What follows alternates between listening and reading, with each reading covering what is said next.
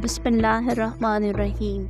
पाक परवरदिगार के बबरकत नाम से शुरू करती हूँ जो दिलों के राज जानता है। तमाम नाज़रीन को इस्लामिक इनसाइट चैनल में दिल की गहराइयों से खुशामदीद, मोहब्बतों और जुलूस भरा अस्सलामु अलैकुम।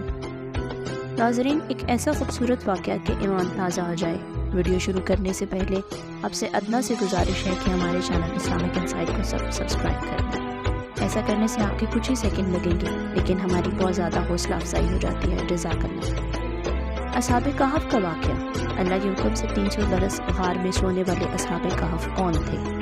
हज़रत ईसा अलैहिस्सलाम के आसमान पर उठा लिए जाने के बाद ईसाइयों का हाल बेहद ख़राब और नहायत अबतर हो गया। लोग बुत परस्ती करने लगे और दूसरों को भी बुत परस्ती पर मजबूर करने लगे।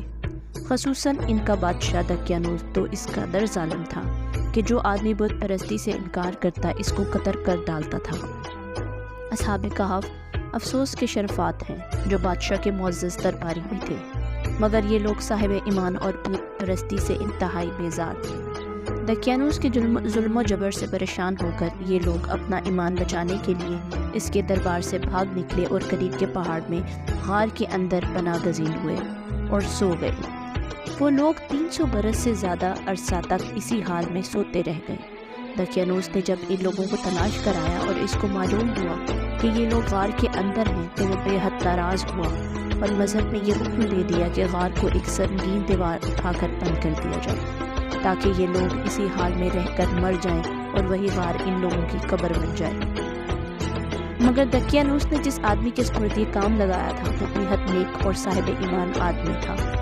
इसने असहाबे कहफ के नाम की तादाद और इनका पूरा वाक़या एक तख्ते पर लिखकर तांबे के संदूक के अंदर रखकर दीवार की बुनियाद में रखवा दिया और इसी तरह की एक तख्ती शाही ख़जाने में महफूज करा दी। कुछ दिनों के बाद बादशाह मर गया और सल्तनतें बदलती रहीं, यहाँ तक कि एक नेक और इंसाफ परवर बादशाह जिसका नाम पदुरस था वो तख्त नशीन हुआ, जिसने 88 साल तक शान शौकत के साथ हुकूमत की।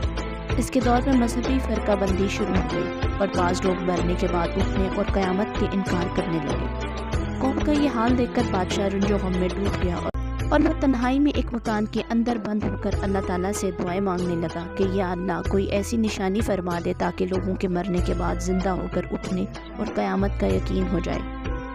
बादशाह की ये दुआ मकबूल हो गई और अचानक बकरियों के चरवाहे ने अपनी बकरियों को ठहराने के लिए इसी गार को मुंतखब किया और दीवार को गिरा दिया।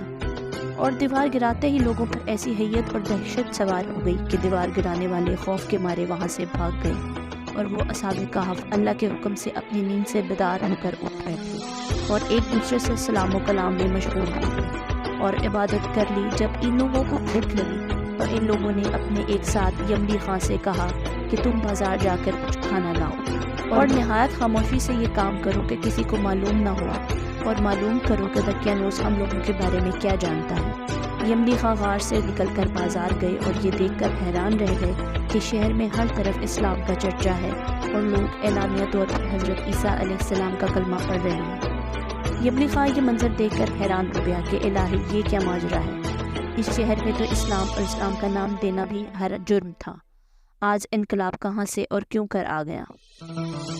यमली खां एक नान बाई की दुकान पर खाना लेने गया और दकियानूस के ज़माने का रुपया निकाल कर दिया जिसका चलना बंद हो चुका था, बल्कि कोई इस सिक्के को देखने वाला भी बाकी नहीं रह गया था। दुकानदार को शक हुआ कि शायद इस आदमी को कोई पुराना ख़जाना मिल गया है। चुनांचे दुकानदार ने इसको काम के सुपुर्द कर दिया। हमने इनसे ख़जाने के बारे में पूछताछ शुरू कर दी और कहा बताओ ख़जाना कहाँ है?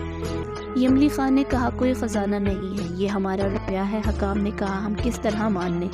ये रुपया तुम्हारा है तो ये सिक्का 300 साल पुराना है और सदियाँ गुजर गई हैं कि इस सिक्के का चलना बंद हो गया है और तुम अभी जवान हो, लिहाजा साफ साफ बताओ कि मसला क्या है।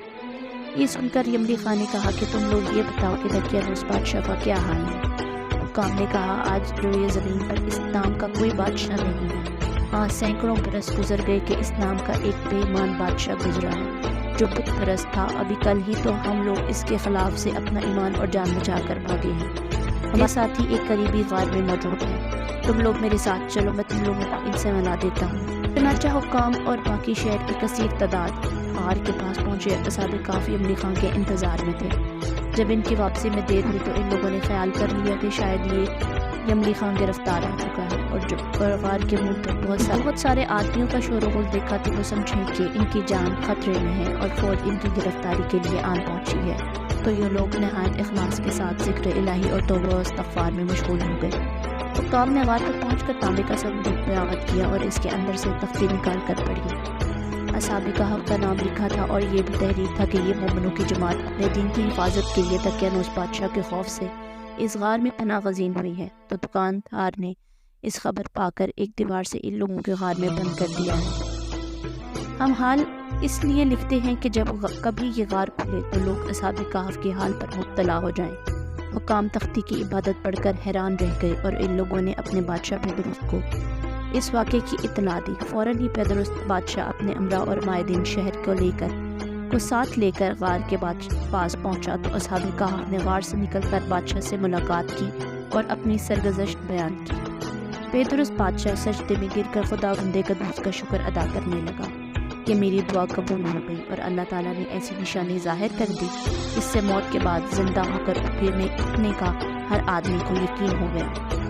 اصحاب کہف بادشاہ کو دعائیں دینے لگا کہ اللہ تعالیٰ تیری بادشاہی کی حفاظت فرمائے، اب ہم تمہیں اللہ کے سپرد کرتے ہیں۔ پھر اصحاب کہف نے السلام علیکم کہا اور غار کے اندر چلے گئے اور سو گئے۔ اسی حالت میں اللہ تعالیٰ نے ان لوگوں کو وفات دے دی۔ بادشاہ پیدرست نے کئی سال کی لکڑی کا صندوق بنوا کر اصحاب کہف کی مقدس لاشوں کو اس میں رکھوا دیا، اور اللہ تعالیٰ نے اصحاب کہف کا ایسا روپ لوگوں کے دلوں میں پیدا کر دیا کہ کسی کی مجال نہیں کہ غار کے منہ تک جا سکے۔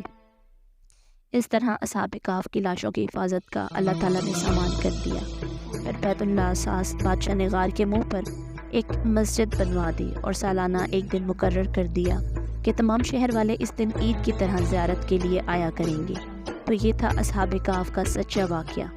امید کرتی ہوں ویڈیو آپ کو پسند آئی ہوگی۔ اگر ویڈیو پسند آ جائے تو ہمارے چینل کو سبسکرائب کر دیں اور ساتھ موجود گھنٹی کے بٹن کو ضرور دبا دیں تاکہ ہماری ہر نئی آنے والی ویڈیو آپ تک پہنچتی رہے۔ شکریہ۔